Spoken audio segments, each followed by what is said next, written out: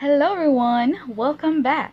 It's been a while since I uploaded a video lesson in my YouTube channel. So let's go back with our lessons, and this time it's all about the functions of communication. For the functions of communication, there are actually 5 identified. So I will discuss each of those functions of communication and I will give you an example. So let's start with number 1. For number 1, it's all about control or regulation.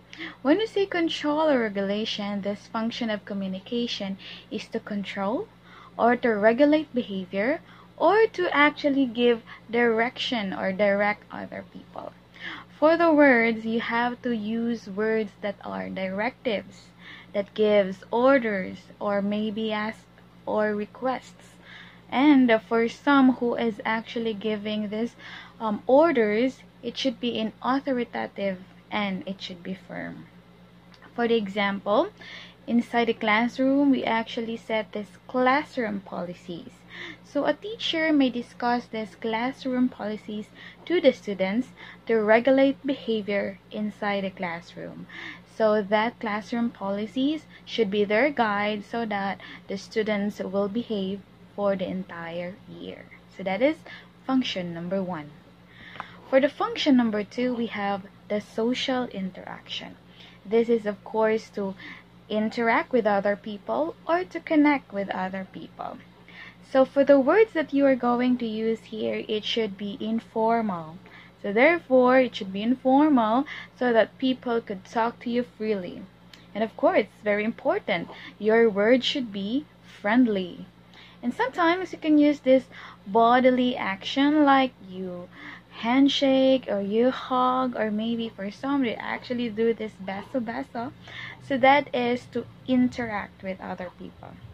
For example here, Rose greets Rachel. So they're actually high school classmates and it's been a while since they met. So they were so happy to see each other for a long time, and then they talk a lot, and then they finally arrive to the topic about their high school memories. So we can say that maybe they are laughing because of the high school memories that they have. So that is social interaction. For number 3, we have the motivation. For this third function of communication, this is of course to motivate others or to encourage others to live better. So when you want to motivate other person and you want to motivate them to live better, you have to use the words like being direct to the point. It should be purposeful. Sometimes it could be forceful. And of course, it's very important to show your sincerity and conviction so that other person might be motivated by you. So example, we have here Liza. And Liza here is living a complicated life, but she is sharing to other person how to live peacefully despite of having a complicated life.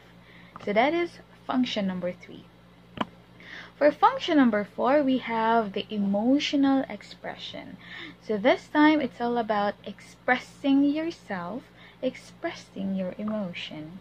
It's very important that the words that you're going to use should be carefully chosen, because sometimes people are so sensitive when they hear certain words. Your non-verbal cues are also important, like hugging, hand holding, touching. So those are very important to express your feelings and emotion. Examples, we have here Rika shares her personal frustration to her friend Kathy. So we can say here that Rika is very frustrated and Kathy here is just listening. So maybe Rika here is also crying because of the frustration.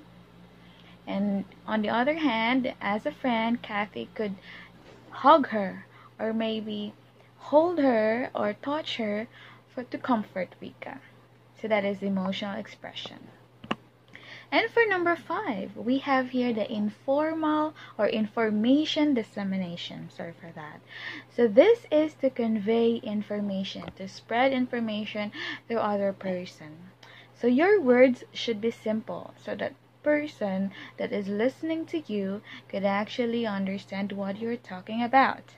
You have to apply this actual demonstration so that they could easily understand the information you are disseminating. And if actual demonstration is not possible, you can use videos or pictures. So for example here, a geometry teacher, and this teacher is having some topic about mathematical concepts. So for the students to understand his or her lesson, so this geometry teacher should use this actual demonstration for the students to follow the lesson. Okay, so those are the 5 functions of communication. Again, we have number 1, control or regulation. Number 2, we have social interaction. Number 3, we have motivation. Number 4, we have emotional expression. And for number 5, that is information dissemination. So that ends my lesson for this time. See you again in my next video. So long!